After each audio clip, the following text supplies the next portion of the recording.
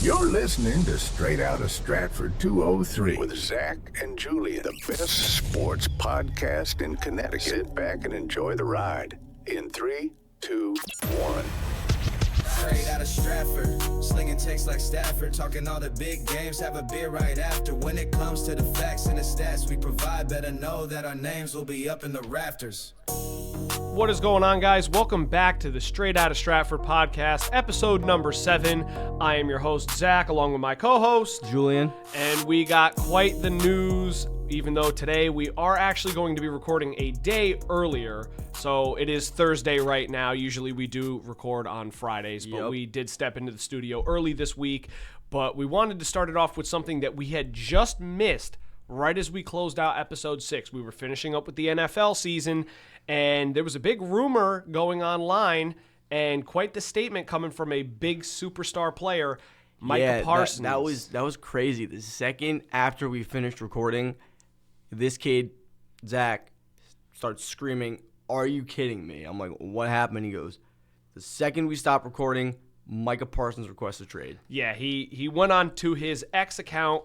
Twitter. I call it Twitter. You could call it X, you can call it Twitter, whatever. I'm just being professional. But yeah, he went on to his Twitter or X account, whichever you want to refer to it as, and he basically said, in quote, "I no longer want to play for the Dallas Cowboys. My trade request has been submitted to Stephen Jones personally." That is going to be a big, big loss if Dallas does proceed to lose him. But basically, the whole conversation went, he said that his agent had reached out to Dallas's front office multiple times throughout the past couple of years to try and work on a contract extension, and he wanted a deal negotiated, but he claims that they did not contact his agent whatsoever. And basically, like I said, he finished off by saying, "I don't want to be a Dallas Cowboy anymore," and basically wrote his tribute up online. What makes this really hard for Dallas, especially like Jerry Jones and everything, is that he told Dallas around the time of the Combine that he was willing to take a pay cut in order to make himself a long-time Dallas Cowboy. And that's crazy that they haven't worked anything out with him, especially since it's not like he hasn't been a top player in the league defensively for the past couple years. The guy is an insane talent, and it would be shocking, absolutely shocking, if Dallas lets him walk. And I mean, if you look at his accolades, just listen to the list of accolades that the guy has. So he's only 26 years old. Which is insane. He's still young. He was the Defensive Rookie of the Year in 2021. He's a 4-time Pro Bowl selection in 21, 2, 3, and 4. He was a first-team All-Pro in 2021 and 2022. He was a All-Pro second team in 2023. Obviously, 2024, he got hurt, so he did not make that list. He was also the Dick Butkus Award winner in 2021, and over his career, he's posted 256 tackles, 52.5 sacks, 9 pass deflections, 9 forced fumbles, and a touchdown. The guy is an absolute menace on the defensive side of the football, and if Dallas finds a way to lose him, they're going to have some big problems. Very, very big problems. Yeah, I mean, I feel like if Dallas does wind up losing Micah Parsons, that's going to be a big issue due to the fact that, number one, he's by far their best player on defense. Oh, without question he is. Number two, it looks bad for Jerry Jones because he reassured the fan base last year that, we paid CD this much, we gave Dak this much. We still have the money to get Micah Parsons back if we want to. And I just can't believe it because this is not the first time that they've seen issues with Jerry Jones as the owner of the Dallas Cowboys. He needs to sell the team. At this point, it's not even that I would say sell the team. I would let someone else take over, someone in his family possibly, but there's been some big issues circulating with him for years. All of his sons are like part of the organization.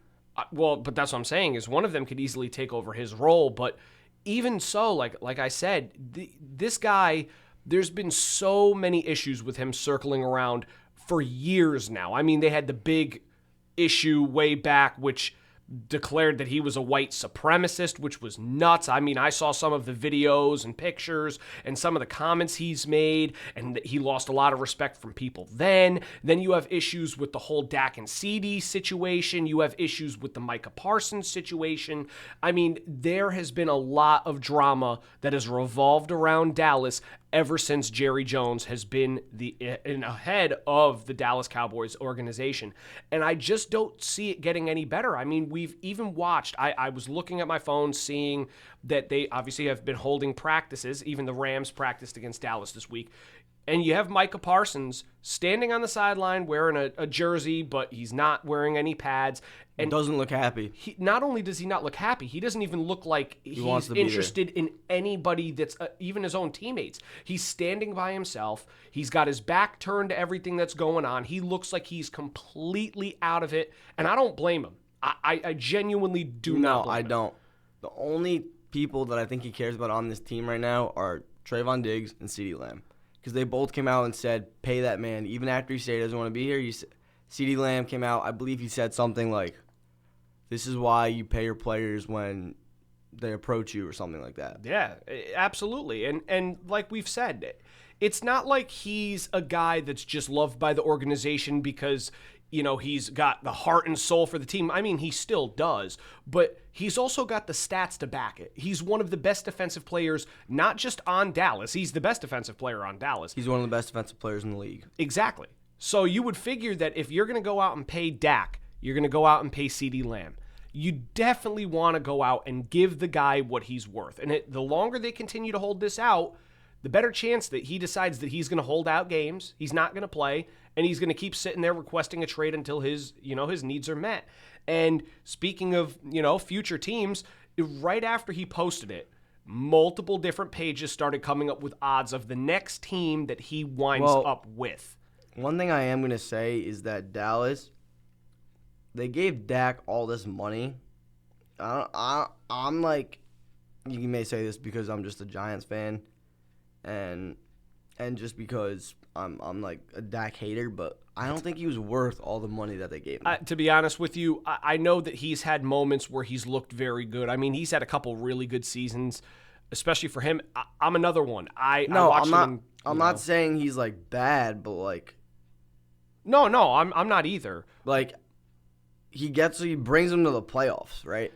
But like he doesn't have. I don't think he has what it takes to bring him above and beyond. Well, the one that surprised me is I believe. Do you remember when they paid Dak? Was it last year? The end of last season? No, I think it was or the season before. I think it was the summer of last year. The summer of last year. If I'm not mistaken, do you remember watching that Green Bay Packers game in the playoffs where they got blown out in Dallas? He looked horrible. Horrible. And the thing is, we've seen it from him before. I'm not going to sit here and say when he's on, he's a very, very good quarterback. He's good. But when he has his moments where he plays against some of the premier defenses in the NFL, he gets exposed. And they paid him so much money. It's to me, I find it crazy as well. I even saw a stat that said I believe next year's cap hit for Dak is more money than A.J. Brown, Devontae Smith, and Jalen Hurts combined next year. Yeah. I mean, I have exactly what CD said about the whole Micah Parsons situation. He says, never fails, dog. Just pay the man what you owe him. No need for the extracurricular. He's not wrong. And it makes it even more evident that they should pay him, not even just because, like I said so many times already, he's got the stats to prove it, but you got star players on Dallas coming out and saying, pay the guy. Pay him. They want to be teammates with him. They love the guy. They know that he's one of the best players in the league. For me, it just seems like Jerry Jones either doesn't care or they must have some sort of issue going on between them where he just does not want the guy back. And it doesn't make sense to me. And like we were talking about right before we kind of went back into the conversation, now there's a chance he ends up with a different team. And then you have Trayvon Diggs tweeting 7-11 for life, which is his number and Parsons' number. And that's a reply to Micah Parsons' tweet on July 31st. It was a gif of Martin Lawrence and Will Smith in the movie Bad Boys one last time, and they're doing fist bump. Yep. So it seems to me like even if this is his last year and they don't work a contract, this is going to be the last season I think that he's going to end up with Dallas. I know. But you don't think they'd franchise tag him? They could, but I don't think he'd be very happy about it. I don't think he'd be happy about it at all. I don't think he would sign. He wants the money. I don't think he'd sign it either, but my No, point is... it's not even that he wants the money. It's that he wanted to be part of Dallas for his entire career, I and agree. Dallas couldn't assure that. But they also want to make sure, and I guarantee you this, especially for him as an athlete, he's deserving of the money that he's owed. It's not like I've said, I sound like a broken record at this point. It's not like he came out and underwhelmed and didn't put up great stats. The guy's been spectacular his entire career. Pay the guy his money. He's the best defensive player they got. And No, they're just going to do this. I agree. But if you have a player of his caliber that comes up to you and says, hey, I want to make this contract happen now, before Myles Garrett got paid, before Max Crosby got paid, before whoever else got contract this offseason that was part of the D-line or linebacker or whatever, before they got paid, and he said, I don't give a crap about the numbers. You can pay me this, even though I'm probably worth this, because I want to be a part of the team and I like the culture here. I would have ripped my checkbook open the second he said that, and I would have said, how much do you want?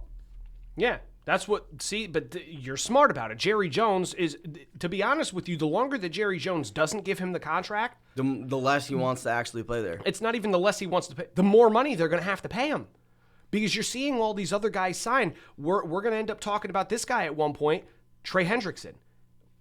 He's going to end up getting a massive pay raise. He led the league in sacks last year. Yeah, 17.5, right? He's 17.5. So we're talking about him possibly getting a contract. What happens if he signs?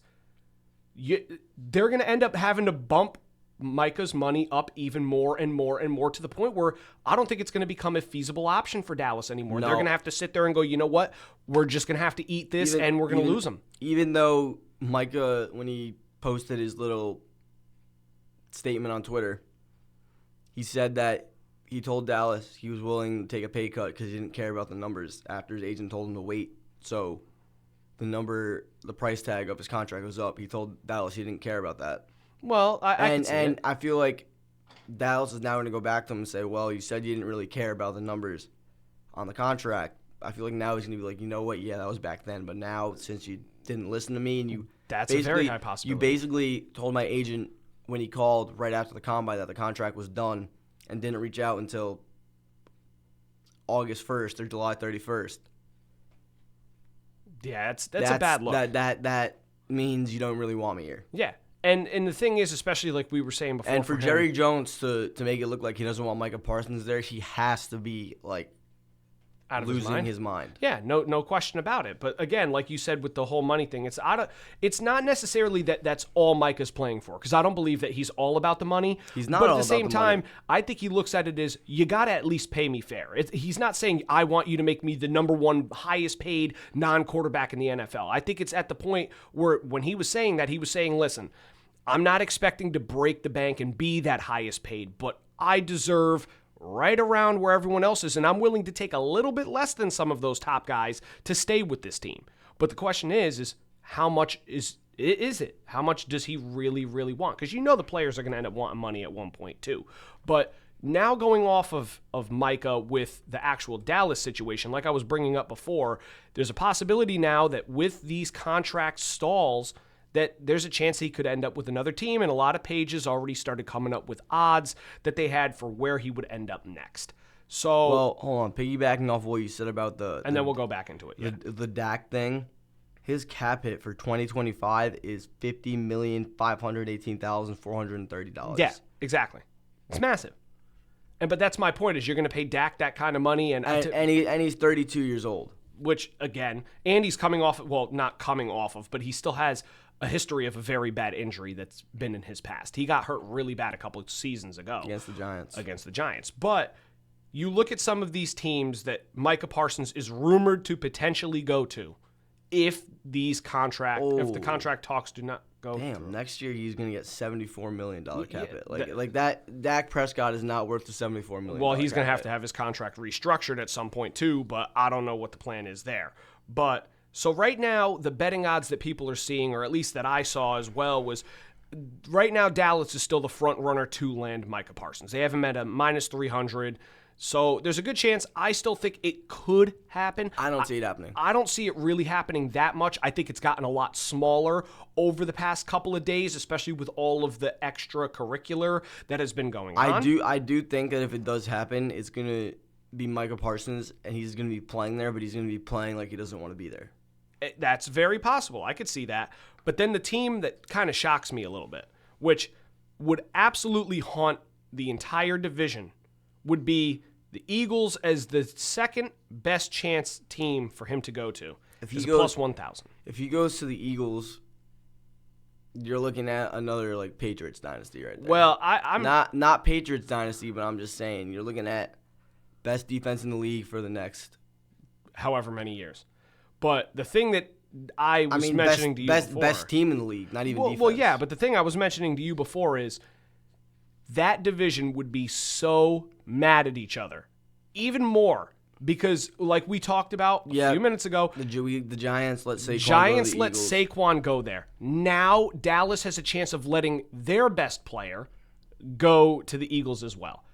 If they go to the Eagles, if he goes to the Eagles and they get both Saquon from the Giants and Micah Parsons from the Cowboys, I wouldn't even know what to say at that point for that division. I think, as a Giants fan, I know it would pain you, but the Eagles are running that division for the next, I don't know, five plus years? Yeah. At least. And that's a terrifying team. That's the team that beat the crap out of everybody last year, especially what they did to Washington in the NFC Championship game. That was insane. And they held the Chiefs to 14 points. Yeah, they whooped the Chiefs in the Super Bowl. That team is going to be insanely good as it is. If they get Micah Parsons, good Lord have mercy, watch out for the Philadelphia Eagles. That team is going to be like an all-star team. That's going to be even more nuts. It's going to be the entire Pro Bowl roster. Now, a couple other teams that I will touch on that also supposedly have the interest there and do have a chance to get Micah. There are a few of them that I'm just going to mention briefly, but then there's one that I really want to touch on. Obviously, you know where I'm headed with it. So you have the Patriots as a plus 1,000. The LA Chargers is a plus 15. Oh, no, sorry, plus 1,000. Yeah, plus 1,500. The Cardinals are a plus 1,600. The 49ers are a plus 1,600 as well. The one that I was hoping is obviously the Los Angeles Rams at a plus 1,800. And the only reason why I bring this up now is because I guarantee you saw this. I think we talked about it. Yeah, we did. Micah Parsons, after this whole issue, Aaron Donald goes on his social media and says, if Micah Parsons goes to the Rams, I may have to get myself back into football shape and come out of retirement one last time for another run. And Micah Parsons responded to him and said, don't get me tempted like that, and also tagged his agent in the post.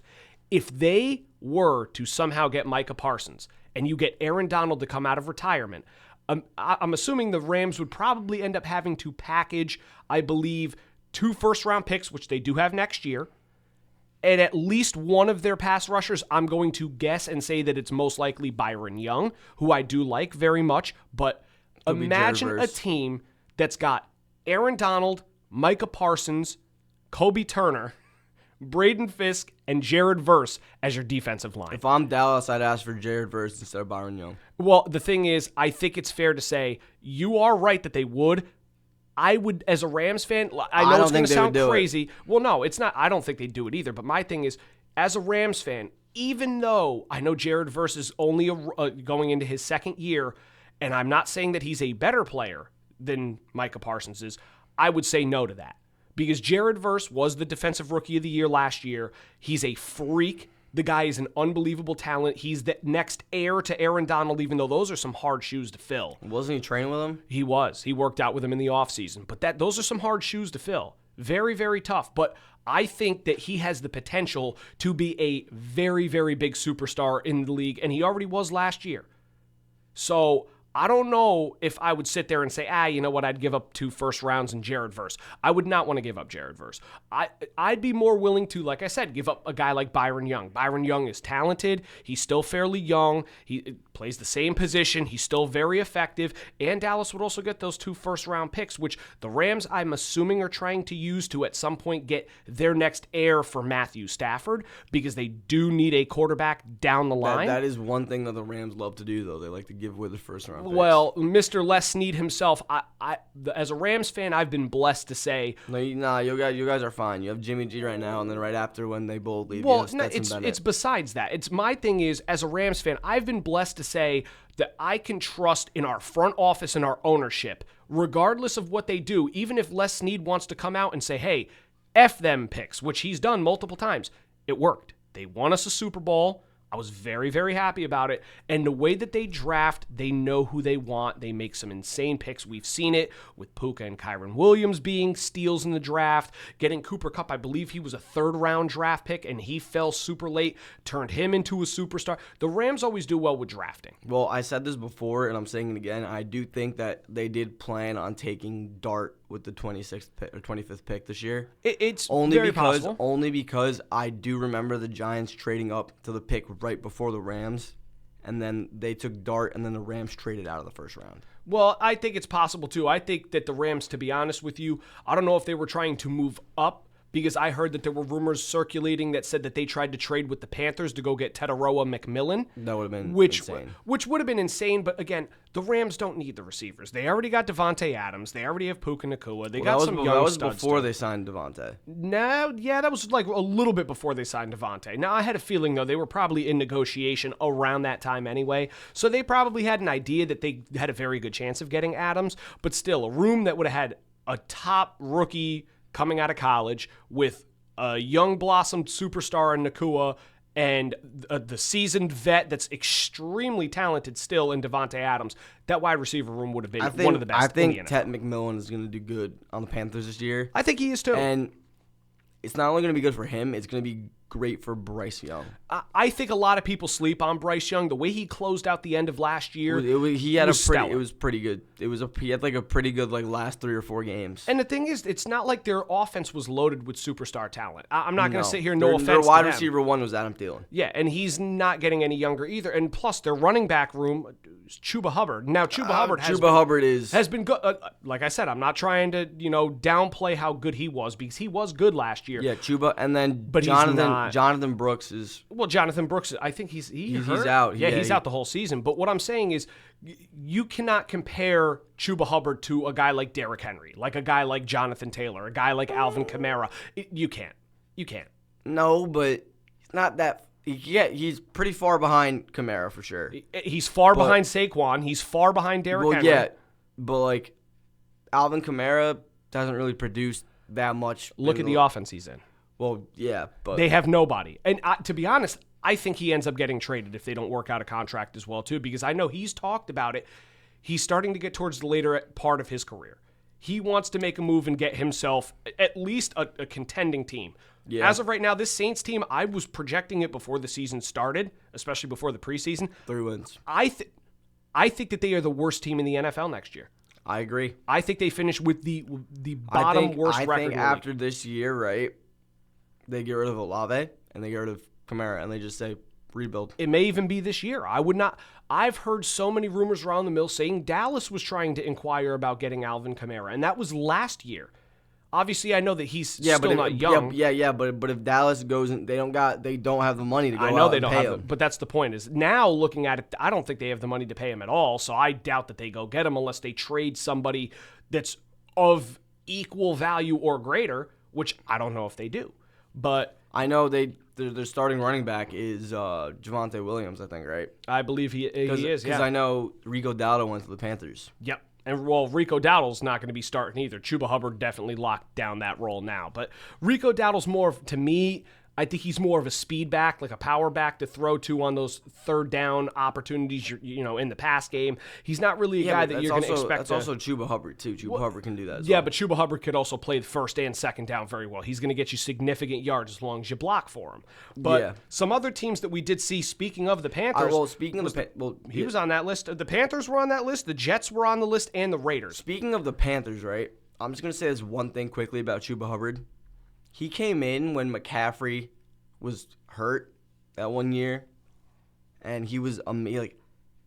Him filling the role of Christian McCaffrey for the Panthers, I think people have underlooked this a lot. He's done it very well. Oh, absolutely. I agree with that. I like that statement a lot. He came in when McCaffrey got traded to San Francisco. He came in and kind of took over the role without dropping as much production that Christian McCaffrey had. I think there was one year where he wasn't that good, but other than that, he's been amazing. Oh, yeah, he's definitely been very beneficial for that team. He obviously learned from McCaffrey when McCaffrey was there, and he was like, he's not here anymore, so I got to do what he did, and that's what he's kind of doing. Oh, absolutely. Now, we'll kind of go off of Micah Parsons because we do have some other news about the NFL before we close up at some point later on. Not yet, obviously, but at least for the NFL, Terry McLaurin, which we mentioned in the last episode, still has not signed his contract yet with Washington. So as the preseason continues to go on, he has still not worked anything out with them. They need to start sitting down at the table and trying to come up with something here because it's not beneficial for either side. No, it's not. And when you look at Terry McLaurin, right, if you look at what he went through in Washington, for him to even be like, hey, I want another contract, Washington is lucky. Washington's extremely lucky because he could have easily gotten himself out of there. He went through a ton of different quarterbacks. So many. I don't know if I name all of them off the top of my head. I don't think I can name all of them. I think it was Alex Smith. It was Kirk Cousins? No, that was prior. That was way prior. Alex Smith, Taylor Heineke, Marcus Mariota. Yeah. I know there's 7. I'm looking this up. Yeah, go for it. Look it up. Well, I'll kind of touch on McLaurin a little bit more anyway. But like I said, I think it's a little bit difficult for both sides at this point right now because Washington does not want to lose a guy that I mentioned to you when we were talking about this prior. He had 82 receptions, which was tied for 19th in the league, 1,096 yards, which was 15th in the league, and 13 touchdowns through the air, which was second in the league. You don't want to lose a guy like that. But at the same time, Washington's sitting there saying, well, McLaurin is going to be 30, turning 31 during his extension. That's not extremely young for a wide receiver. It's not. It's not, but wide receivers,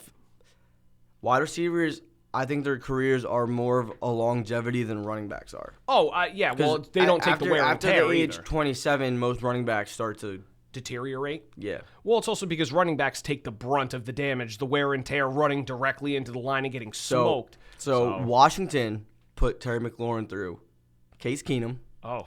Dwayne Haskins. Oh, rest in peace. Yeah, rest in peace, Dwayne Haskins. Colt McCoy. Oh. I was right about Alex Smith. Yeah. Kyle Allen. Taylor Heineke. Yeah. Ryan Fitzpatrick. Oh, Fitzmagic. Garrett Gilbert. Who? Garrett Gilbert. Carson Wentz. Oh, Lord. And Sam Howell. Ah. Ew. I don't know if he was hurt when Marcus Mariota played. I don't know if he... But still. How many quarterbacks is that total? Like 8, no? 7, 1, 8? 2, 3, 4, 5, 6, 7, 8, 9, 12. Oh, 12 different quarterbacks. Yeah, McLaurin definitely deserves better, man. He caught a touchdown pass from the tight end, Logan Thomas. Well, the other thing is, we didn't even mention Jaden Daniels yet either. So technically, it's like 13 quarterbacks. Well, I'm talking about, like... Yeah, the bad quarterbacks. Yes, no, I know. Well, Fitzmagic was not a bad quarterback. Alex Smith wasn't bad. It's just the point in their careers that they were at. They weren't. Yeah, I'm not saying that they weren't here. Fitzpatrick and Alex Smith were bad. This was like post knee injury Alex Smith. Yeah, and broken leg Alex Smith. Yeah, but no, I see your point. And I think after Fitzmagic played with the Commanders, he retired. Like I think it was like no, I thought he went to the Miami Dolphins. Because I remember he had the face mask pass where he kind of like turned Yeah, his that head. was before he went to the Commanders. Was that really? Yep. I think Wow. that face mask pass was 2022? no. Was it longer than that too? I think it was 2021. See, I It was didn't realize 21 that. because it was my junior year of high school that happened. Oh God, yeah, no, it's oof. Anyway, McLaurin definitely should sit down at the table and try and work something out. Like I said, for me, I think it's fair, and I think you'll agree that he was a big reason why Washington made it as far as they did. Now, granted, again, I said it last episode. Jaden Daniels. I is saw the reason. something that the Pittsburgh Steelers I saw the called same up thing. Washington and said, "Hey, are you actually going to trade him, or are you going to pay him?" Well, I saw that they said that it was, I believe they did a mock draft, and it was, or not a mock draft, a mock trade. And they said that they would do, I believe it was a second-round pick, a fourth-round pick, and Calvin Austin for Terry McLaurin straight up. And I'm sitting there and I'm like, If I'm Washington, I'm not doing that. I wouldn't do that either. I don't think that's enough, to be honest with you. Especially I would do a first, a second, and then Calvin Austin. that may be a little bit better. I could see that. But again, I don't think Washington should trade him. I think Washington should get down and sit with him and work out a contract. Because Debo is not the Debo he was in San Francisco. No. If you're talking Debo from his first couple seasons, then you could say, you know what, we may not need him. But with the way that the team bolstered during the offseason, they got better on the defensive the way that side of the Debo ball. bolstered too was pretty crazy. Well, yes, okay. But the way that they added Debo, they added Von Miller, a couple other pieces to their roster as well too. It would be in their best intention to sit down, negotiate a contract, try and get him, pay him what he's worth because he deserves it too. I think that they're in a win now mode, and what they're doing right is they brought in. Is McLaurin older than Debo or no? I think he may be. I think 'Cause Debo I may think- be like 28 or 29, maybe. And I know like I said, McLaurin I know for a fact is going to be 30. He's 29 right now. He will be 30 in September, and he will be 31 once his extension was to kick in next year. So He is 29 years old. who, Debo? Yeah. Yeah. So they're the same age. What I'm saying is they brought in a lot of older pieces that are like they can mentor the young ones. Yes. Like mentor the rookies or the second-year players, and are like, you know what? Von Miller may not give us 13 sacks like he used to, but he'll be a great locker room presence. Oh, no It'll be question about exactly that. what we need to do. That to take was the the next sole step. reason why I believe they signed him too, and I think that was. Do they still have Bobby Wagner or no? No, I don't think so. I thought he went back to Seattle. Am I wrong? I think you're right about that. I think I'm right. I thought that I saw something about that saying that he was reuniting with Seattle. I could be wrong. Maybe he is with Washington still. I don't know. Just look that up. But we'll also talk a little bit more. Another contract that's going on right now, a dispute, is with Trey Hendrickson from the Cincinnati Bengals, which this one, again, we mentioned him before. Yeah, he's still at Washington. Oh, is he still? Okay, so they have a much older room then. Maybe I was wrong. I forget who it was that was going back with Seattle or something. Maybe it was Jamal Adams. I'm just having a brain fart. But, No, it was the cornerback, Shaquem Griffin, I think. Or Shaquille Griffin, yeah, one of the but two. anyway, then like I mentioned, they have the Trey Hendrickson contract dispute going on right now. And that Cincinnati. That one baffles me as well because, like we said, it's one thing when it's a guy that, has been good but hasn't really exceeded a lot of other players. You look at his stats. The guy had 17 and a half sacks in back-to-back years in 2023 and 2024. He is the best player left on that defense. They got to go out and give that guy his money because he's going to continue to sit out and hold out. He has been going to practices and just not participating because he deserves his money. That's what Jesse Bates did, right? Yeah. And he 100% deserves to. I mean, it's not like this guy is only posting 9.5, 8.5 sacks. 17 and a half sacks in back-to-back years. Back-to-back years. It's 35 sacks in 2 seasons. He can go out and win Defensive Player of the Year this year. He easily could, especially if they. But again, the only thing that makes it worse for Cincinnati, in my belief, is we've talked about it before the season has officially started. Everyone has been fairly aware of this. The Bengals' defense is atrocious. Atrocious. Looking back at it now, I don't know how they made it to the Super Bowl.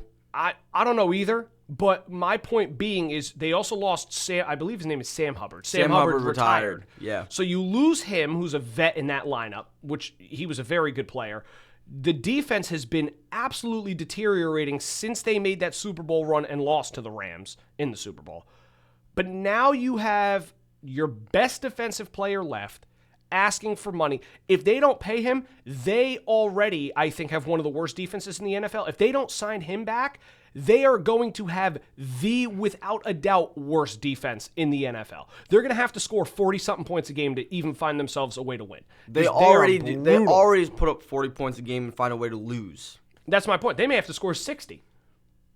So they need to start sitting down and working on something with him, too. They arguably have one of the best quarterbacks and receivers and number 2 receiver. I was going to say receiving duo. Receiving duo in the league. And you might not be able to utilize them the right way. No, they're not. Because you're going to overuse T. Higgins. You're going to overuse Jamar Chase. Their running back situation, who Chase Brown was pretty solid last year, for an absent-minded Joe Mixon, who they straight up released, which was, in my opinion, a bad idea. Well, it's also because look what he did in Texas. Yeah, but he's also hurt right now as well too, and they said they don't know when he's coming back. He's out indefinitely with a foot injury. True. So I don't know. Now Texas has Nick Chubb, so. Well, they do. But speaking of running backs, another one that another contract dispute is James Cook. And James Cook from Buffalo had a very good year last year. He had a 1,000-yard rushing year, finished 1,009 yards on 207 carries, averaging about 4.9 yards a carry and 16 rushing touchdowns.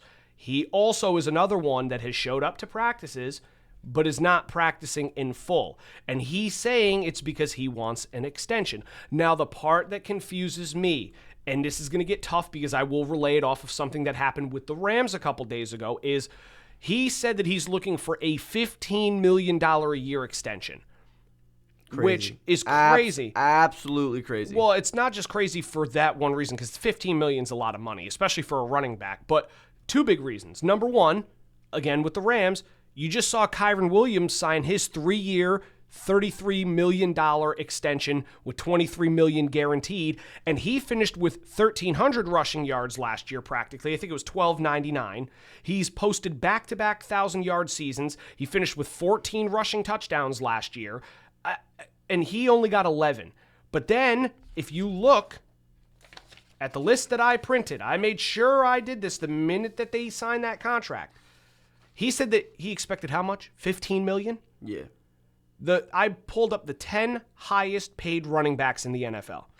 You got Saquon, who's making $20.6 million. You have McCaffrey, who's making about $19 million per year. Derrick Henry is making $15 million.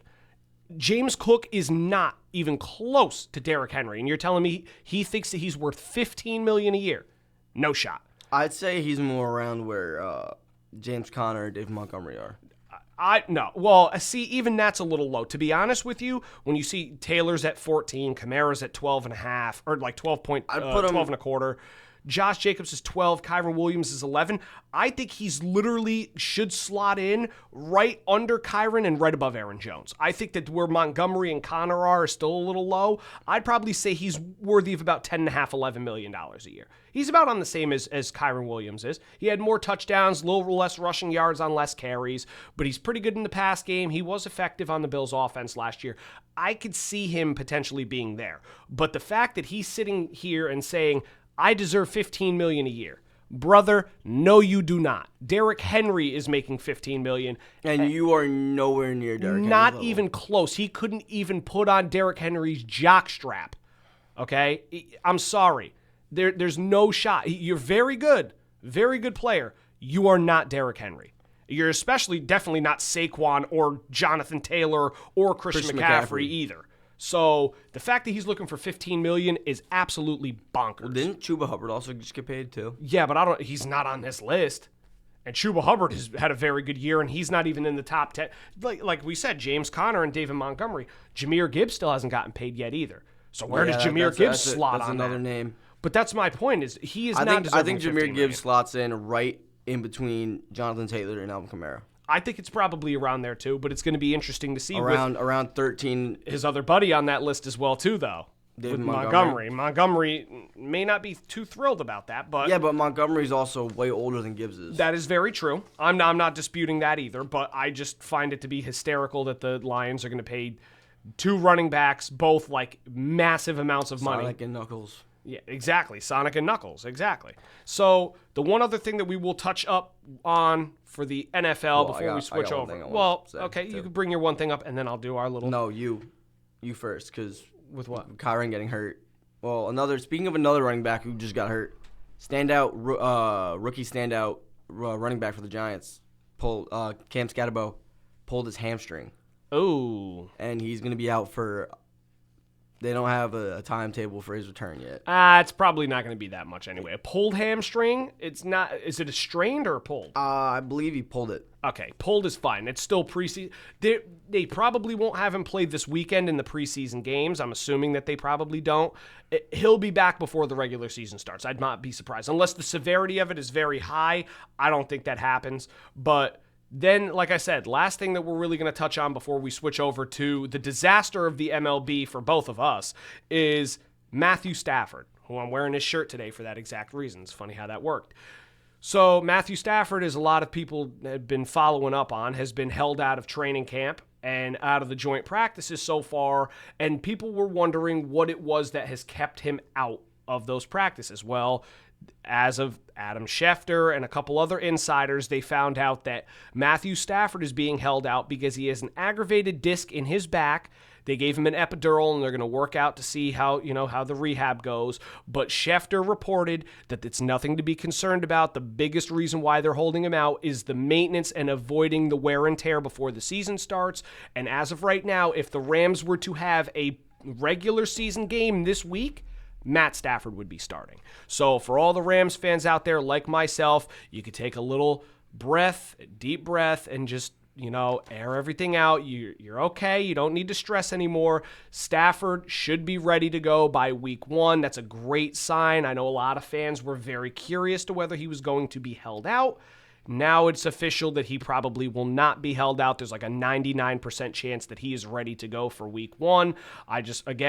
For every issue that he has, I hope that he continues to recover, continue to let him hold out, and just let him do his thing. You want to make sure that a guy like that is ready to go for you week 1. But that's where we'll close out a little bit of the football talk, because now we're going to get into the very, very interesting world of New York sports in regards to baseball. And I'm going to start it out very basically by saying the Mets and Yankees both suck. They're horrible. Yeah. They're horrible. This is very, very funny. I mean, like, it ain't funny to me. It's what I'm gonna say. Within the last like week and a half, the best hitter on the Yankees statistically, right, is Anthony Volpe, and my opinion has been voiced on this guy, on this podcast. Pray to the Lord. Pray to the Lord. Anthony Volpe. Oh. You had a lack of you out of words. he's been hitting well over the last week. God. But example, right? Last Friday, on episode 6, I talked about how every single arm that the Yankees acquired in the bullpen at the deadline was going to be a key addition to the bullpen, and was going to be. All right, enough. was gonna be an impactful arm too. Then that night when they played the Marlins, they bring Jake Bird in, who gives up 2 runs. They bring in David Bednar, who gives up another 2 runs. They bring in Doval. No, I think Doval was either Bednar or Bird who gave up a grand slam to Kyle Stowers. That was Bird, I believe, that gave up, because I have the stats pulled up right here. No, maybe that's a little bit further back. Yeah, but I believe it was Bird. I'm almost positive that it was Bird. And then you have Doval, who comes in and gives up at least a run or 2 as well. Like, horrible. To a Marlins team. Granted, right now the Marlins are probably one of the hottest teams in baseball. They are. I'm not giving any. A few weeks ago, when me and Zach said who on the Marlins is good. Like, we had no idea that they were doing this well. Well, no, I had an idea, but it's still, at that point before the All-Star break, not so much. Stowers has turned it on even more, and he's emerging as a star for the Marlins right now. The Yankees lost to the Marlins 13-12. Bad. Very bad. Ninth inning, a ball's hit to the right fielder. The brand new acquisition, Jose Caballero, right? He scores from second on a single from Ryan McMahon, right? I was jumping up and down. Oh yeah, they're up by 2. Nope. Well, yeah, he's the The one that ball missed went the right ball under his yeah. glove. Yeah, that was bad. But going And off, then you have Devin Williams, right? Yeah. Who's been atrocious within the last week. oh my God. He's had like a 5-point-something ERA over his last 7 starts. Don't worry, hold on. We're going to get into that. So I'll start it out a little bit here. So both teams before the All-Star break, well, especially at the beginning of the year, looked like they were going to be World Series contenders. Very good shot. The Mets had the best record on June 13th, going 45-24. Since that day, they are 18-28. And since June 1st, they are 27-30. The Mets have now lost 4 in a row in 8 of their last 9 games. The Yankees, on the other hand, are 26-32 since June 1st. They've lost 6 of their last 10, and thank God they won yesterday because they broke a 5-game losing streak. So both teams right now are absolutely atrocious, and I'm thinking about it both. I mentioned this to you when we were out there. I actually called. I'm going to give him a quick shout out. Pete on New York Underground, the New York Yankees Underground. My buddy put me onto it. I had to call in and let him know, even as a Mets fan, that New York sports right now are god awful. God awful. The only team I think in New York that's actually been good, and this is coming from someone, I'm a diehard Rangers fan. The only team that's been good is the Knicks. The Rangers haven't won squat. I mean, they had that President's Trophy win. Yeah, but that didn't mean nothing because they didn't make the playoffs. And then they didn't make the playoffs the following year. The Islanders have been absolutely mid since the 80s. The Yankees haven't won anything since 2009. The Giants haven't won anything since 2012. The Mets haven't won anything since 1986. The Jets haven't been in the playoffs since 2010. The Jets haven't been in the playoffs since 2010. New York sports is god awful. It is atrocious. I don't know why we put ourselves through this. Thank God I'm a Rams fan, because if I had to watch New York hockey, baseball, football, and basketball, I would have already put the gun in my mouth and pulled the trigger. These teams are horrible. Now, going off of that, we're going to go back to the disaster known as New York baseball. Well, I have here, right, over the last 7 games, Anthony Volpe has had 25 at-bats. He's had 4 runs scored, like he crossed the plate played four times. times. Yeah, okay. 7 hits, 1 home run, 3 RBIs, 2 walks, 5 strikeouts, 3 stolen bases with a .280 batting average. It's better. It's the best he's been all year. And that's still not even that impressive. That's good. The .280 is the most impressive part about that. 1 home run doesn't thrill me, doesn't move me much. 3 stolen bases is good, but he's not a power guy. I understand that, but still. Over his last 30 games, he has 8 home runs, 17 RBIs. Okay, it's better. Still, again, he's still getting better. But in my opinion, you can hate me for what a lot of people don't. He still sucks. He's still probably like thinking that he's supposed to be the next Jeter. But what a lot of people don't understand is that they think that he's this like 28-year-old. He's still young for. I don't care. He still stinks. Right now he stinks, but like people forget that in 95 and 96, like Jeter struggled a little bit before he was how he was. Okay, well we're not going to sit here. I'm not going to say that next season Anthony Volpe is going to come out and be Derek Jeter level, but no. He's good. There's a chance he can be better than he is this year. Oh yeah, I think he still has room for improvement, but God knows what his ceiling is.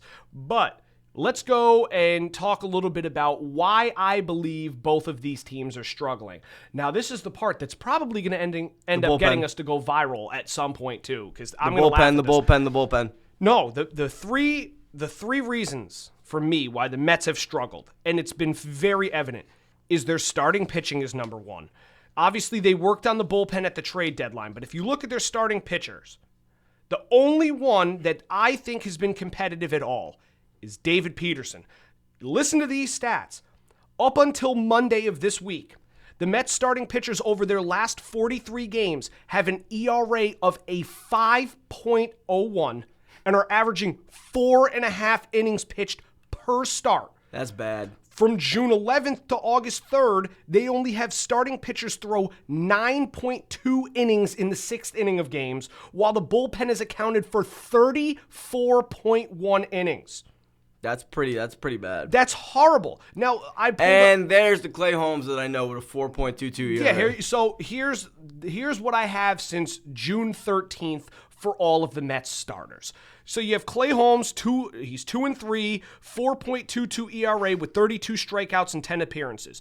In his last 6 starts, he has an ERA of 4.97 with 21 strikeouts, and he has yet to go past the 5th inning. Then, talking about a dumpster fire, Frankie Montes. Yep, there's another guy. If you thought Holmes was bad, think again. Frankie Montes, 3-2 with a 6.68 ERA. When he's healthy, well, this is what I'm saying. When the Yankees acquired Montas from Oakland, I was actually happy. I'm listening. Because when he was on Oakland, he was amazing. Well, I'll tell you what, for the Mets, he sucks. I think I think the deal is here, right? Is he can't handle the pressure of New York. And this is why I'm saying that. He was with the Yankees for 1.5 seasons, right? He was hurt for the majority, but when he played, he was god-awful. He went to, I believe it was Cincinnati last year, right? Yeah. And he had a bounce-back year, which was not Oakland Frankie Montas, but better than where he was on the Yankees. And now he's with the Mets. Back in New York, and he's struggling again because he can't handle the pressure of being in New York. Well, whether it be the Bronx or whether being in Queens. It doesn't matter. He just can't handle the pressure. Well, I'll tell you what he needs to do is he needs to go online and fill out an application to be a DoorDash driver because this man is butt cheeks. And you know who else has to do that? You know who else has to do that? Who? Marcus Stroman, because he is finally Yeah, thank God Marcus Stroman's gone from the rotation. God-awful, worst contract ever. I was happy when we got him. Now I'm not. Ever. But now, hold on. Then let's go back to the Mets a little bit because we're going to get into the Yankees too, and I'm going to let you take control of that because that's your team. It's not mine. But then you have Kodai Senga, who's supposed to be one of your best pitchers. The forkball is disgusting. Oh, yeah? 6.19 ERA with 16 Ks in 4 appearances. Dog. That is garbage. Are you paying him like a lot of money too? Yes. Then you have Sean Manaea, who I'm not going to rip into him that much because granted, he just came back from injury not too long ago. They're still trying to work him. Cy Young candidate though last year? At one point, yes, he was. He's 1-1 with a 3.52 ERA with 25 strikeouts and 5 appearances. He didn't have many strikeouts in his last appearance, which he pitched, and it just was not pretty against Cleveland. I think he let up 5 runs on 7 hits or something. It wasn't good for him, but you know what? That was his first bad start he's had, so I'm not going to sit here and bash him. And then Peterson pitched last night. And Peterson now has a 2-3 record, 3.71 ERA, 41 strikeouts, and 9 appearances. Like I said, he's been one of the better pitchers. He's one of the bright lights of that starting rotation.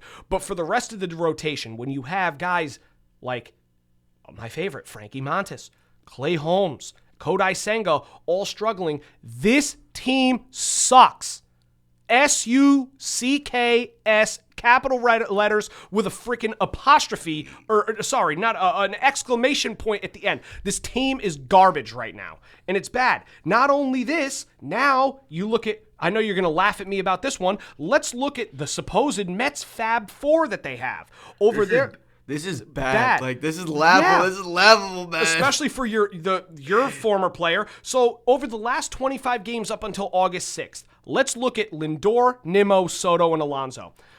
Lindor is batting .208 with 22 hits, 4 home runs, 17 RBIs, 17 runs. Not good. Nimmo has the highest batting average out of all of them, .245 with 23 hits, 1 home run, 11 RBIs, 15 runs. That's not good either.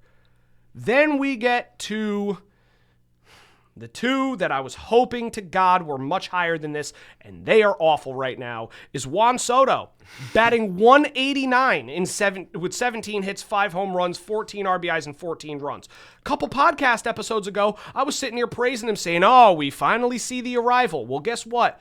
You saw the arrival, and now you see the departure. Yeah. Poof, gone. He's been garbage. And then on top of that, you have Pete Alonso batting 167 with 15 hits, 5 home runs, 18 RBI, 7 runs.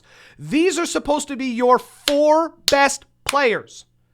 And none of them are hitting above 250 in 25 games. I'm going to blame that on not just them, because it is them as well. I got pissed because I see them the other night striking out and Lindor is smiling.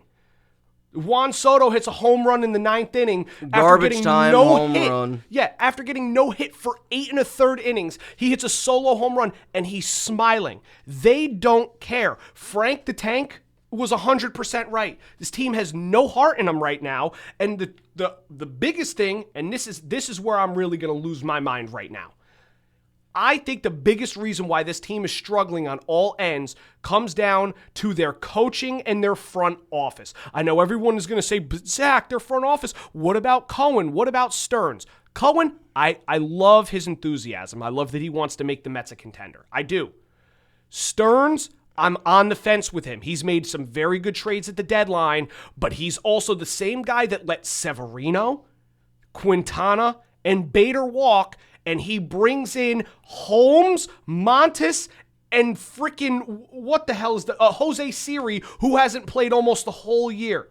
Hey Siri, it is not your night. Yeah, he's supposed to be the genius, the mastermind. And so far, he's been a master dumb schmuck. I'm sorry. Excuse my French if you want to call it that, okay? But anyway, not just him.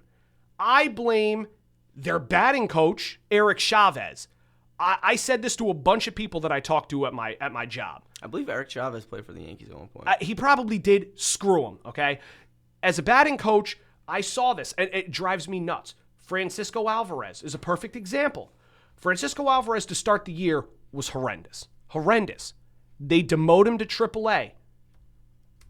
He goes on an absolute tear and then comes back, and now he's hitting the ball much better. But I took a look into it. Do you want to know why he was struggling? Because Eric Chavez told him to change his batting stance. The minute he went back to his normal batting stance that he used from his first season where he hit 27 home runs, now he's hitting the ball again. But he's telling the guy, oh, if he's not hitting, change the batting stance. It made him worse. This batting coach is god awful. Somebody please get Eric Chavez off of this team and send him to the moon. Please. And on top of that, the final thing I say before I let you control with the Yankees. I was correct. He did play for the Yankees. Stop it. Elite ball knowledge. Great. Good for you. The only other one that drives me nuts, and I'm sorry, Mets fans, for any of you watching that like this guy, I'm sorry. I said it from day one. Carlos Mendoza is not a good head coach. He's not.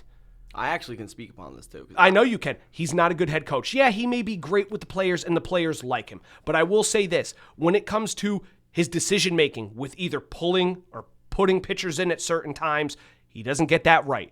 He doesn't get right the matchups between lefty hitters versus righty pitchers, righty hitters versus lefty pitchers. He doesn't get that right. He doesn't see the splits or use the hot bats and sit the cold bats. He has no idea what he's doing with his decision-making, and he does not show any accountability. It's the same thing as your head coach, Aaron Boone, who sits there in the press conference and goes, oh, well, we just got to figure it out. We're so close. No, you're not. This team has been absolute dog water, and you're going to sit here and say, oh, well, we have a good team, but it's just not working out. Changes need to be made, brother. And if you don't start making changes, I pray to you, Steve Cohen, get this man the hell out of here. New York sports, the Mets fans, we've been through enough. It's disgusting at this point. Now you take over for the New York Yankees. I'm furious. I'm going to say one thing and one thing only about what you said about Carlos Mendoza. He didn't have to do any of that when he was with the Yankees. On the Yankees, he was the bench coach. He probably found a way to screw that up too. Is the bench coach the person who takes over? He's the one that ends up taking over as the head coach if the head coach gets ejected. Yes. That's exactly what Carlos Mendoza was. And What a shock. Aaron Boone is crazy as he gets sometimes. Didn't really get ejected that much, and Mendoza never really had to make those. Thank God. All he had to do was sit on the in the dugout like this and talk to Boone the entire game. Well, that's what he does the entire game anyway. If somebody hits a home run off the Mets, he sits there like that. That's exactly it. See, exactly. Now, but going to the Yankees, they need to figure out a way to hit more consistently. They have games where they put up 12 runs against the Marlins on Friday night, and on Saturday, what do? They put up 0 runs. It makes no sense, and it pisses me off because this team was in the World Series last year. They were I believe they were one of the favorites to go back to the World Series, but Yep. now the road is looking a lot harder for that to happen than it should. It should be. Or it should have been. Well, they're in big trouble right now anyway. How many games back are they now? 6 from the Red Sox in second? No, they're 6 back from from Toronto, and then they're 3 behind the Boston Red Sox. which that doesn't mean that it's not no. possible, but It's not looking pretty though. but since June 1st, the Yankees have a batting average of .242, which ranks 15th in the league. When you look at their lineup, it shouldn't be that way. Well, they also did miss Judge for 10 games too, which was not helpful. Yeah. Especially since we all know that he's the life and the heart and the captain of the team. And I shouldn't even have to say this. He's one of the best hitters, if not the best hitter in baseball. Yep. Point blank, period. The Yankees also, even worse, have the 28th ranked batting average in baseball with runners in scoring position since June 13th, which is another problem. That's horrible. They're not giving their bullpen arms enough runs to go out there and pitch with. None. Their starters go. Fried and Rodon have been Good. Very good. Fried has been good this year, but Rodon has gone out and has been way better. This is by far his best year he had with the Yankees. He has been way better than any of us expected. This is what we expected. This is what we expected to get when we first signed the man from San Francisco. That's the truth. This is what we were expecting out of him the 2 years before this one, but obviously it wasn't. Last year was a little better, but this year's he's been phenomenal. And then you have Clark Schmidt, who goes down with a torn UCL. It was a UCL for Tommy John, right? Tommy John, and Clark Schmidt was having a better year. It was another key piece of the bullpen, and now you have. You don't have Lewis Hill either. You have we do. Did they just get him back? Yeah, Luis Hill started on Sunday. Oh, did he? See, I didn't even realize. Okay, now, so they just got him back. So the rotation as of right now is Max Fried, Carlos Rodon, Will Warren, Cam Schlittler, and Luis Hill. Okay. I mean, that's not bad, but. Well, it's not what it would have been if you would have had Garrett Cole as well, yeah, or exactly. Clark Schmidt and stuff like exactly. that. So. And what I'm saying is you have games where Fried and Rodon go into the 7th or 8th inning, and they only have 1 run on the board. Or sometimes they have 0 runs and they're trailing by 2. That cannot happen. No, it can't. It can't. They need to light a fire under their rear end, and they need to pick up back where they started off the season.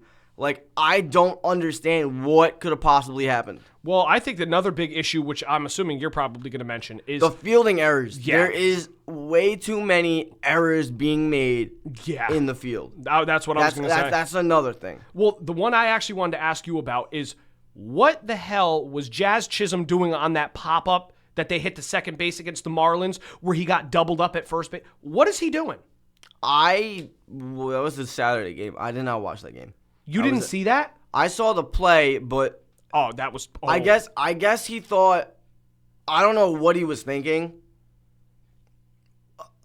I guess he thought that the ball was gonna drop or something, or I guess he forgot. I have no idea what he was thinking. I forgot. Boone said something about it, but I know that he yelled at Jazz in the tunnel for that, pulled him down. But another thing that I'm gonna talk about is Austin Wells. Oh God, yeah. They were playing. Horrible. They were playing. I believe it was. They played the. Was it the Rays before? They played the Rays before they played the Marlins. Yes, correct. And on last Wednesday, not yesterday, the Wednesday before that, when they played the Rays, it was Wells hit a base hit, right? And I guess he thought that there was there's 2 outs in the inning. And he was running the second when I think Volpe moved him over or something, and I guess he thought there were 2 outs in the inning. There was only 1 out. So he was at second, and he started taking his gloves off and his stuff off and walking back to the dugout. Then the Rays realized that he's off the base. Oh, God. And then he starts running back to first because he's like, oh God, there's only 1 out. See, I didn't see that. I messed up. It was so bad. It was like really, it was like borderline like he should have been traded for that. He could have been traded for that. Is that the reason why Ben Rice took over as catcher the past couple of games I've noticed? I believe so. Yes, Wells is also struggling offensively at the plate I think he's only batting in like the super, super low 200s. Yeah, it wouldn't surprise me. He's been horrible. And then the pitching rotation, the starters since June 1st have a combined 4.22 in their 4.22 ERA. Their bullpen after the trade deadline was looking threatening, but you got David Bednar with the 3 games 4.15 ERA, which leads. Well, that was mostly because of the last night's game. Well, no. Yeah, I was doing a little bit of research on this, and before last night's game, it was a 6.75 ERA since he got acquired. Well, by no, the Yankees. what I was saying was the 4.15 was mainly because of that game we spoke about with the Marlins. Yeah, where he gave up those. Oh yeah, runs. No, that's exactly what I'm saying. So David Bednar, like 2-time All-Star, should have been.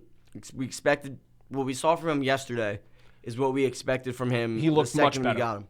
He looked much better yesterday. And then you have Camilo Doval, who in 3 games with 2.1 innings has a 3.86 ERA with 1 earned run, which is not bad. No, it's not bad. It could be better. And then you have Jake Bird, who got optioned down to AAA. Look at that ERA. Woof. For Mark Leiter Jr., he got optioned down to AAA. Especially after you traded for him at the deadline. And we gave up 2 decent prospects for him. We gave up Rock Riggio and someone else. I think Rock Riggio was our number 10. Ben Shields.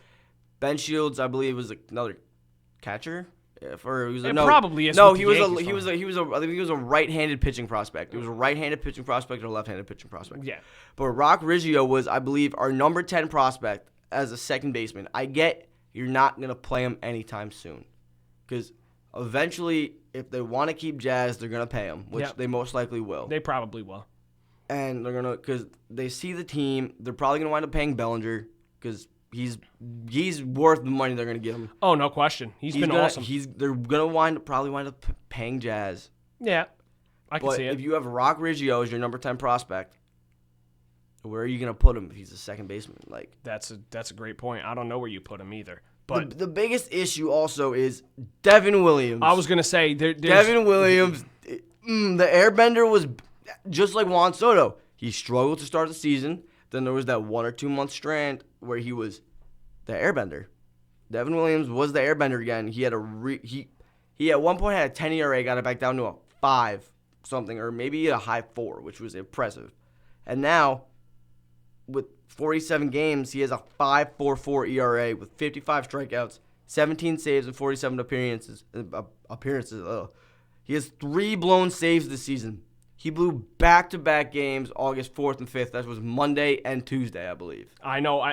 That's where, again, I called New York Yankees Underground, and they were talking about it. Williams is so bad. You have horrible. a guy in Stanton on Monday who literally gave the Yankees the lead with a home run in the 9th. And you're looking at, statistically, Stanton, a guy who usually hits for power. This season, he has not been doing that. He's been more controlled. He's using a torpedo bat, which you could say cheating, not cheating, whatever.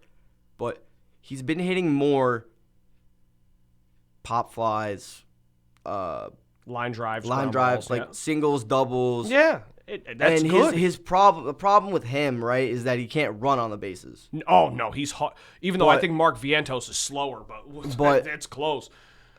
But you have a guy like that who still has the power to. So what I'm trying to say, Stan is playing like he was playing last year in October. Starting to. He's getting there. He's getting there. He's starting to play how he was playing in October last year. He carried the team to the World Series. I'm going to say single-handedly because Judge didn't do it. Judge didn't do it. You could argue Soto, but Soto only had that one home run against Cleveland. But Stanton... It's a big home run, but still, no. Stanton had way... He was insane. I thought he hit like 8 or 9 during the playoffs. He was like Barry Bonds for a month, just put it that way. Yeah, he was. He was crazy. You have him giving you the lead, and then you have your supposed closer, Devin Williams. You bring him in, and he blows the game. Then the next night, right? Same situation. You're up. No, you're tied. No, you're tied at 0 in the 8th inning. And you're like, we could use Bednar. We could use Doval. We could use Weaver. Boone, who do you want to use? Devin Williams. If I was the bullpen coach, right then and there, I would have cursed Boone out on the phone. I would have said, you're crazy. He blew the game last night. We're no longer in a top spot for the wild card. Boston is in front of us for the wild card, so we no longer have home field advantage. If the season ended today, we have to play a 3-game series in Houston, I believe. Well, you also don't want to forget either that Texas is right on your tail, and Seattle is tied with you for the second wild card spot. I know. And that's not good. No, it's not. And what makes that really, really stressful is the fact that Boone doesn't know what he's doing. I like Aaron. Aaron Boone has what it takes because he brought him to the World Series. Well, here's what I'm gonna say. Here's what I'm gonna say. Here's what I'm gonna say. If the Yankees go out and fire Aaron Boone, I will be happy. Yes, but he is not as bad as people make him out to be. Zach.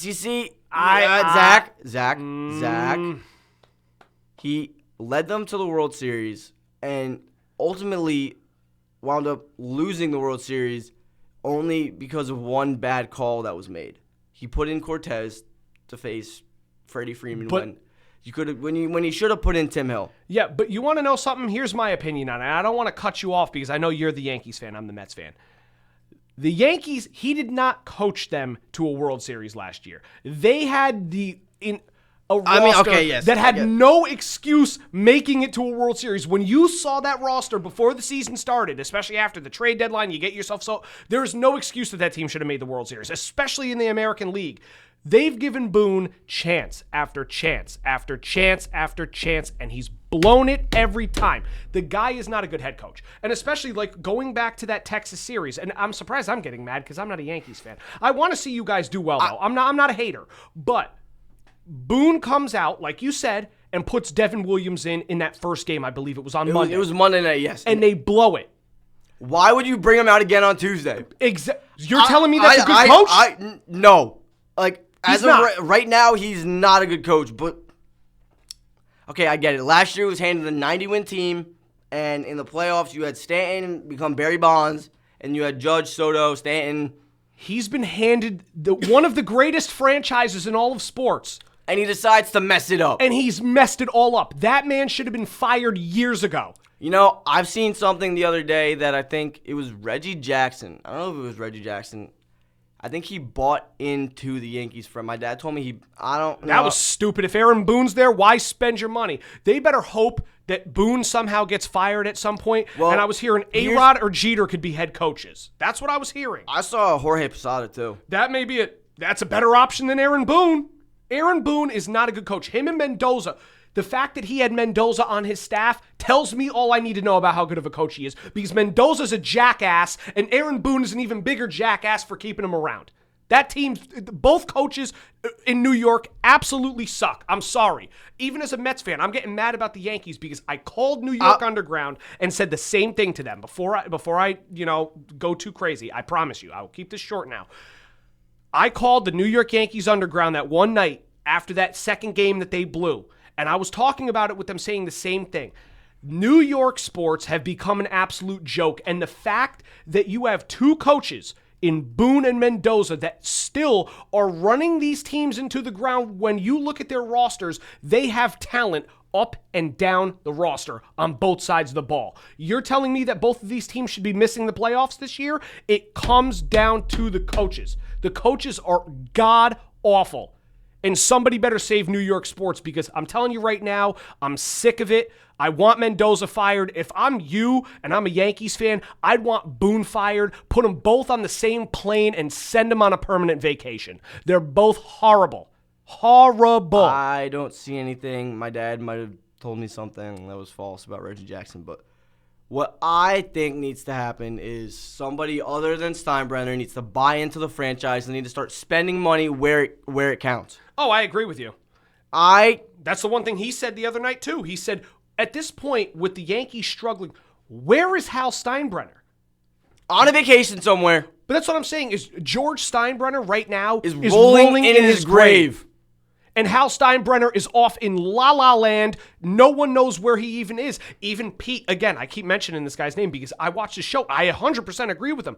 Hal Steinbrenner is nowhere to be found, watching this Yankees team rot and ruin their chances to make the playoffs after making the World Series, and nothing's happened.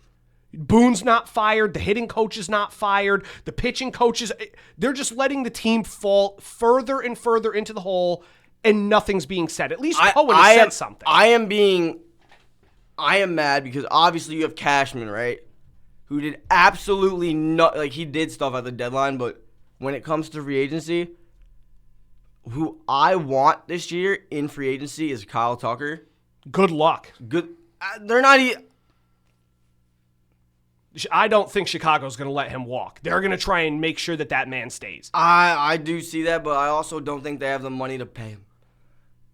They probably could make it work. Sorry. And then, if we don't get Kyle Tucker this year, next year, I want us to. Detroit definitely does not have the money to go play Tyler Skubal. Oh, to pay Skubal? Yeah. Tariq Skubal, he does not. Detroit does not have the money to do that. I know they don't. And I think it was John Heyman, right, came out and said he's going to get a $400 million contract in free agency. Wouldn't be surprised. That sounds about right. And it's either going to be the Dodgers and the Yankees. Or the Mets. Or the Mets. The Dodgers, the Mets, or the Yankees. I'm speaking from New York sports team. If the Yankees and Mets let this guy, Tariq Skubal, go to the Dodgers. Oh, I'm done. I will not watch baseball for a while. I'd probably be done. Bryce Harper would have a damn heart. Well, Bryce Harper would actually be happy, but with the whole salary cap thing, let him go to the Dodgers. I think even Bryce Harper maybe go back to Manfred and say, hey, time to put a salary cap in, because it is just bad. It is bad. We'll kind of wrap it up right around here, but I just want to say, again, something's got to be done about New York sports. Obviously, thank God football season is finally around the corner, because I've had enough of baseball. I know you're probably in a very same situation as me. The Mets and Yankees both need to figure it the hell out soon. They need to fix something. The Yankees have an off day today, I believe. And what they have to do, right, is they're playing Houston for 3 games at home tomorrow. Oof. Yeah. And what I want to see happen is I want to see every Yankee report, Yankee news, whatever on Instagram say that Boone absolutely ripped into this team. I don't even care. Judge or Stanton should be the one to say something. Be like, look, listen, we were better last year. We literally, only person that we lost from this team was Soto. Holmes, Canely, and I believe Glaber. Well, Glaber didn't really do much while he was there. Soto was big, and the other 2 guys you mentioned, it's like, Holmes, he's... With my team, yay! The guy stinks. You're better off you don't have him anyway, because he'd be horrible for you guys too. So, but anyway, again, New York sports need to be saved. Something needs to happen. Something needs to change. I hope and pray to God that the New York teams kind of figure it out, even if that means firing both of those dopes they have running the show over there, even further up the food chain for the Yankees' sake, not so much the Mets' sake, but who knows at this point. But anyway, we'll close it off in a good way. If Hal doesn't want to spend money, sell the damn team. Yeah. I understand it's the whole, it's Steinbrenner. You want to keep the name with the Yankees. Give it to one of your siblings. Someone else has got to run the show. The brother or the sister could probably run the show better than Hal can. They just got to be more invested. That's all it is. That's all it is. But that being said, thank you guys so much for tuning in to this episode number 7 of the Straight Outta Stratford podcast. I am your host, Zach, along with my co-host, Julian. And we will see you guys next week.